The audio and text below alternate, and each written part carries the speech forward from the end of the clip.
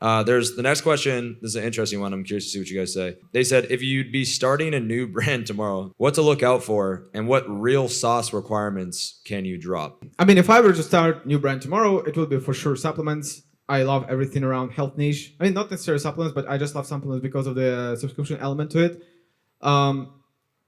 First thing I would do, especially considering what's happening right now, I would get a trademark. I'm get cooked on this. And there was another example of my friend launched a brand.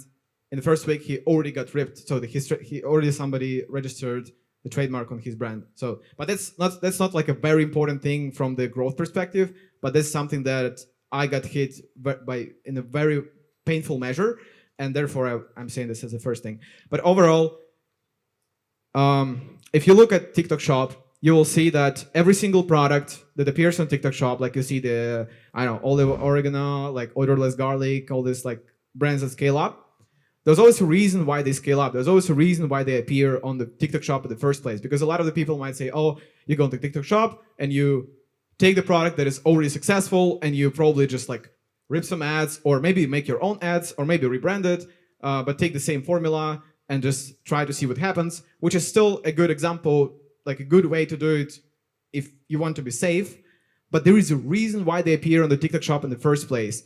And they all have, like, if you're good at pattern recognition, if not, then you should be. And you can get better and better and better this understanding, like, okay, this product went up because of this one element. For example, odorless garlic.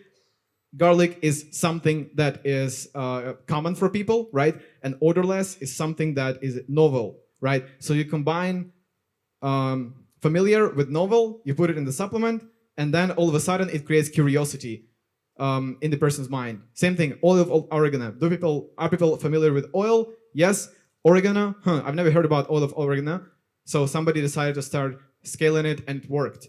And it's not one pattern. There's a lot of more patterns that come to this. And if you just like sit down and break it down, you will understand that there's an actual reason and it's very, very repetitive. And there's 100% success rate as you launch it. And I've tried it myself. I've launched a new SKU in my store. We have successfully scaled it up right now and it's scaling profitably front end, while the old product, which I started in 2024, it's obviously unprofitable because it was rinsed by everybody here. Not here, I mean like in the Ecom space. So, and but the new product, it instantly went profitable for the same reason. I was looking specifically for ingredients that are going to sound semi-familiar, some elements that are not necessarily familiar, but they spike some sort of curiosity. At the same time, ingredients that give instant gratification in some way, and also ingredients that have insane scientific backing. Right, so these were my criteria, and I was like, okay, as long as I have this, then this can serve as a good fundament for the future as we scale, as we rinse through mechanisms, as we increase the spend on the front end, as people become more aware, as our mechanisms get ripped more and more and more. We're still ahead of the curve because we know exactly why it works, and we don't really worry about this.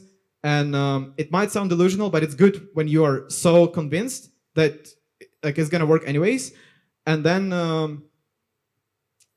you just apply like basic direct response principles to actually sell it. So just anything that, whatever you see on Twitter, whatever you see being discussed in breakthrough advertising, and all other books that Zachariah mentioned, you will see exactly those principles, and you apply the same principles, and it's gonna work. It's less about the product, but the novelty element is very, very important. Something that is novel, something that sounds unique, but not so unique that it's distant, but sort of unique that is semi-familiar, but it's unique enough for somebody to buy. And also something that has very high perceived value, because like in the previous product I mentioned, I noticed that we had like very low gross margin because of the nature of the product. And then I was like, okay, if I change the form factor of the product and I crank up the price to be premium, and I make the product actually feel the kind of product on the PDP that you would pay for this amount of money, then I have like overall higher gross margin, which means I can afford higher CAC and have a good scale. So that's my answer.